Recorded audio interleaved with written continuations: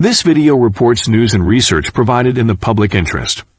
It gratefully thanks contributors and claims fair use where any portions of video or copyright images are used. Declaration of interest.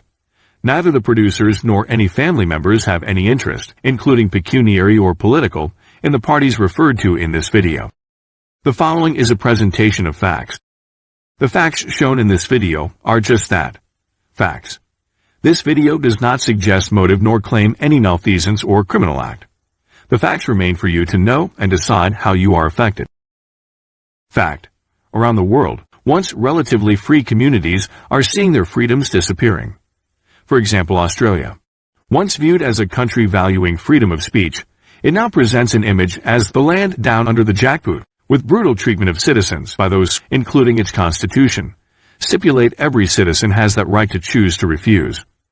Many believe peaceful protest is justified if government infringes such laws, but as a manufactured product may arguably be subject to Australian fair trading laws where prevention of competition is illegal.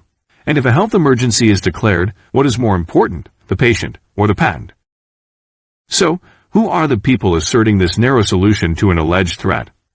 Why are they delegated with such authority, considering the associations that exist between many of them and their multi-billion-dollar conflicts of interest that would test the strongest of integrities? The network is made up of governments and their departments, regulatory bodies almost totally funded by the product manufacturers they're supposed to regulate, academics providing advice to government and receiving direct grants or via their universities, media groups, new technologies, ostensibly charitable foundations, international bodies strongly directed by foreign actors, global corporations, foreign ideologically based organizations, and the highest paying corporate criminals on the planet.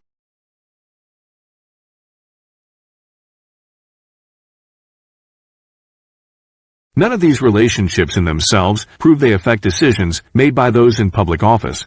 However, as many Australians believe the only way to regain lost freedoms is to comply with those dictating the public inoculation campaign, it's worth looking at those responsible.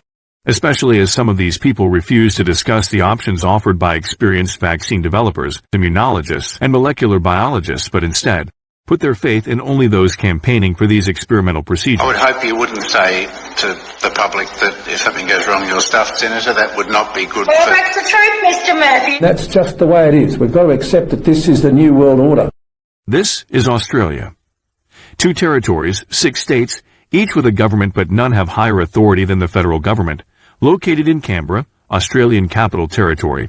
So let's start here. Fact. 1. Back in November 1940, the recently appointed Director General of Information for Australian Government, Sir Keith Murdoch, an influential Australian media owner himself, resigned his post after comparisons were made with Nazi propagandist Goebbels. The press withdrew cooperation and politicians had protested. By then his son Rupert Murdoch was 9 years old. Rupert Murdoch extended his father's media success and amassed one of the world's largest media conglomerates with massive investment also in pharmaceuticals, including GlaxoSmithKline. 2. At the same time, a Swiss-born son of a German engineer named Eugen Schwab was managing Escher's factory in Regensburg, renowned for horrific Nazi crimes against humanity. An efficient manager, he used forced labor to supply German forces, and his branch was awarded National Socialist Model Company by his Nazi patrons. Nuclear weapons was one of the company's interests, and his son Klaus, born in 1938, carried this on, becoming a well-positioned technocrat with involvement in South Africa's illegal nuclear acquisitions. In 1970, Klaus Schwab received assistance from the European Commission and, strongly supported by the Club of Rome, set up what was to become the World Economic Forum. Klaus Schwab, a keen advocate of technology power, is connected to Australian government decision-makers, and in this interview in 2016, he reveals when humans can expect to be implanted with microchips. Certainement dans les 10 années à venir. Et après, on pourrait s'imaginer qu'on les implante dans nos cerveaux ou dans notre peau, et à la fin, peut-être il y a une communication directe entre notre cerveau et le monde digital. 3. In 1955 in the U.S., a son was born to lawyer William Gates and the granddaughter of Seattle's National City Bank founder, Mary. His name, William Henry Gates. He inherited a fortune, then through family connections with the CEO of IBM, increased that fortune through Microsoft before making an even bigger fortune in vaccines. My dad was head of Planned Parenthood, and it was very controversial. As one who subscribes to his parents' views on population control, The world today has 6.8 billion people. That's headed up to about 9 billion. We could lower that by perhaps 10 or 15%. then along with his partners, and being a beneficiary of the financing and delivery of global health products, makes Australian decision-makers' relationships with Bill Gates a matter of interest in this list of facts. So, now, let's look at some connections from Canberra. The Prime Minister is Scott Morrison, who, according to former Prime Ministers Rudd and Turnbull, is protected in the media by Rupert Murdoch, as long as he acts in Murdoch's interests. Mr. Morrison's brother Alan is Co-Deputy Chair Paramedicine Accreditation Committee with Australia Health Practitioner Regulation Agency, the national organization responsible for implementing the National Registration and Accreditation Scheme across Australia, and who have directed physicians across Australia to promote mRNA inoculation and reject ivermectin. Morrison's Minister for Health is Greg Hunt, former Director of Strategy for WEF Klaus Schwab, the man who wants everyone microchipped. Greg Hunt has embraced billionaire Andrew Forrest, graphite miner, in a partnership with China. Andrew Forrest, through his foundation, is also joined with Bill and Melinda Gates, Wellcome, and other global partners to exchange data. He's seen here with Greg Hunt and the Chinese consul in Australia representing Beijing Genomics Institute BGI. So I am absolutely delighted today to announce a groundbreaking and fundamental partnership for Australia between the Australian government and Minderoo and the pathology sector. And this was a business-to-business relationship where capital was required immediately, deployed immediately, and over time be repaid by the Commonwealth. With the joint efforts of Minderoo Foundation and BGI, this is yet another major step forward between China and Australia. BGI is now one of the world's largest genomics companies specializing in amassing gene data. This is the gene bank that the Australian government, through Greg Hunt, has now installed as a partner. United States authorities, however, viewed BGI as a major risk and refused their request to operate in a number of states. John Wertheim talked to career intelligence official Bill Evanina and supervisory special agent Edward Yu about how China is trying to collect Americans' medical data and why this may pose a threat to national security.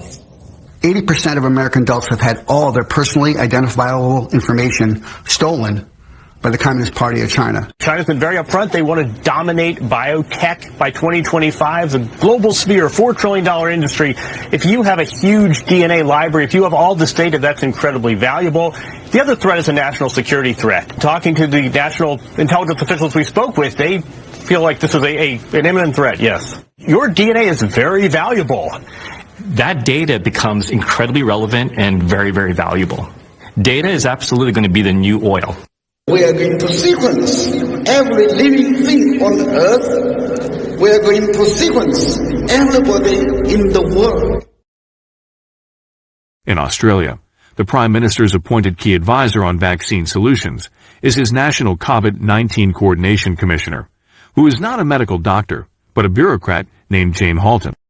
English-born Ms. Halton is or has been chairperson on the executive board of the Bill Gates-backed WHO. The chair of Gates-backed CEPI, the Coalition for Epidemic Preparedness Innovations, which is also funded by Novavax, the company whose product has been given trialing permission in Australia. Director of French Naval Group Company involving Australian submarine contracts. Director of Crown Resorts with hotels used in quarantine schemes. Chair of Quarantine Hotel Fiasco Review involving Crown Hotels. Promoter of COVAX Facility and Alliance of Garvey, co-founded by Bill Gates, the Coalition for Epidemic Preparedness Innovations, CEPI, and WHO to accelerate development and manufacture of COVID-19 vaccines. Halton is the bureaucrat who pushed the no jab, no play policy in May 2020 to deny access to all public social programs for those refusing experimental inoculation. In October 2019, she participated in the Event 201, a simulation of a global coronavirus pandemic a couple of months before most of the world knew it existed. It is almost unheard of that people are producing product without having a forward commitment for the consumption of that product. So the first thing that needs to be done, because this is not something that the countries currently control, unless countries are going to bring about emergency situations and co-opt an existing supply chain. Ms. Halton is or has been director of United States-based Institute for Health Metrics and Evaluation, IHME, where her husband Trevor Sutton is or was also associated in data management. Trevor Sutton, Deputy Chief of Australian Bureau of Statistics, leads the Statistical Business Transformation Group, running a $256 million program to transform the way the Bureau collects, processes, analyzes, and disseminates information and related statistics. Trevor Sutton is the brother of Brett Sutton, associate of the Burnett Institute funded by Bill Gates, and health advisor to the Victorian State Premier Daniel Andrews, who has pushed to gain power to declare ongoing states of emergency, including lockdowns, and wants inoculation to be mandatory. In Queensland, the state premier is Anastasia Palaszczuk, who took over the political office of her father, Heinrich, or Henry Palaszczuk. German-born Heinrich is now chairman of the Gene Technology Alliance, GTA, a DNA storage company with close ties to China, where he's known as Henry Palaszczuk. Palaszczuk's business interests, including GTA, may trade under different names, depending on where they operate. Premier Palaszczuk's chief health officer is Jeanette Young, whose husband Graham Nimmo is director of Queensland Pathology, and who serve on an advisory board for Pfizer. His laboratory in Hurston, Queensland, is just a building away from BGI, Beijing Genomics Institute.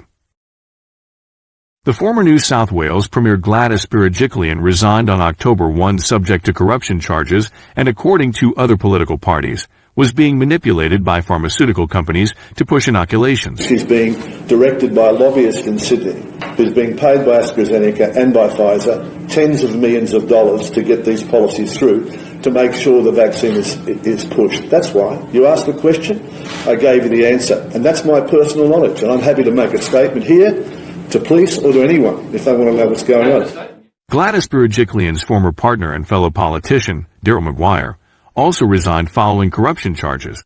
The state's chief health officer is Kerry Chant. We will be looking at what contact tracing looks like in the New World Order. New South Wales Premier is now Dominic Perrottet, whose father John is a senior technical specialist at the World Bank in Washington, D.C., USA. It's just a handful of political decision-makers from Australia's federal and 3 of its state governments. Along with the bureaucrats they empower, we see a web involving relatives and relationships that in the very least demand examination, especially if impinging on national health. When a single solution to a health hazard generates billions for some involved and requires academics be presented as neutral experts to the public, then the relationships between them warrant scrutiny. Why? Because many academics and alleged experts who appear authoritative and promote the narrative also benefit through sponsorships, incentives, and remuneration from the very manufacturers of that product.